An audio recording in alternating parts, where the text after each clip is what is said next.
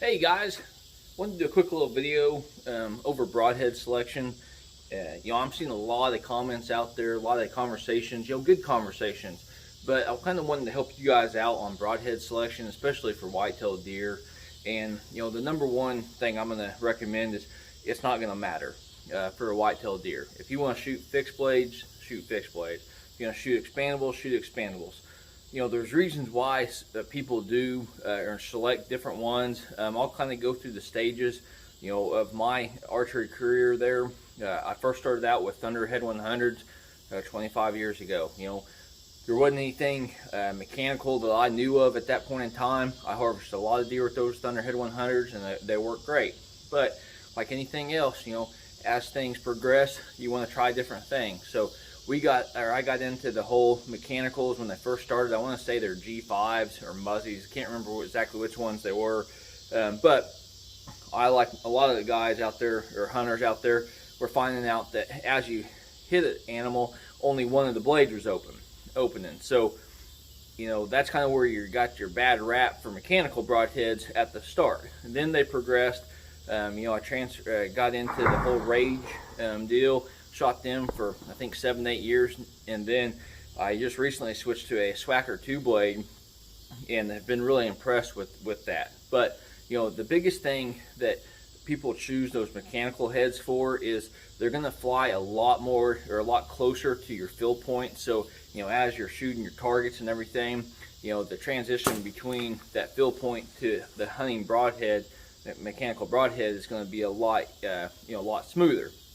Now, once you get in, to the difference between your fixed and your mechanicals there, the biggest thing I can tell you on is we'll start with the fixed, and you're going to have a lot more strength and durability of that head because it's normally just one compact thing. You're not having a whole lot of moving pieces there. And also, I also think that the penetration, because of that, is a lot better on your animals. Now, a lot of your elk hunters, people go to Africa, a lot of the guys over there, they're gonna make sure that you've got fixed broadheads, and I think that's one of the biggest reasons, is you've got those bigger, larger animals. The penetration is going to be key there, and that way, it should be successful for you.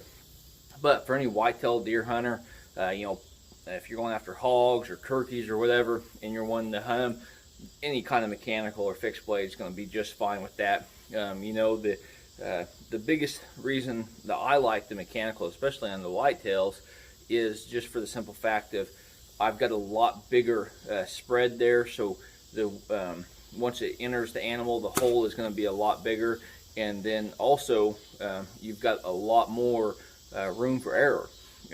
Because of that, 2-inch spread there. I shoot Rage 2 blades out of the crossbow. Harvested quite a few deer with that, and then with the Swacker and Rages, with the compound, been really impressed with them. I also have a Black Widow that I shoot just a single or just a double blade.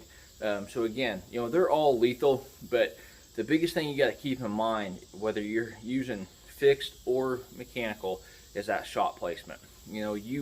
I have got numerous videos out there that you will see, perfect pass-through shots, and then you're going to see some that are actually going to enter that animal and you think they're perfect, and whether it hits a rib or a shoulder blade, depending on the angle of the animal, and the thing shoots down. One of the deer that I shot last year in Kansas, he actually was perfectly broadside.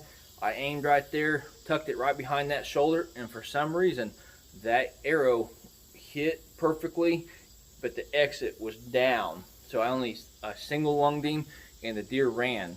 Fortunately, I was able to get that deer, and successfully recover it. But there's just a lot of things to consider. But the number one thing is that shot placement is going to be key.